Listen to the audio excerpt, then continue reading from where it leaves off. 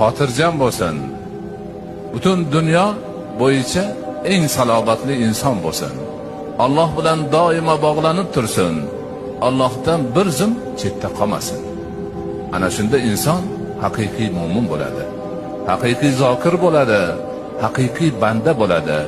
Bandaligini tushunib yetib, Robbisini robligini anglagan bo'ladi. Ana shu haqiqatdir.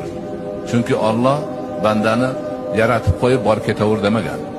Yaratgan ham Alloh, tutib turadigan ham Alloh, har bir harakatidan xabardor ham Alloh, xayolidan nima kechayotganini biladigan ham Alloh. Hammasi Allohning nazari ostida. Bilib turibdi, ko'rib turibdi, hisobini qilib turibdi. Banda ana shungacha yarasha bo'lish kerak. Bir zum Allohning zikridan begona bo'lmasligi kerak.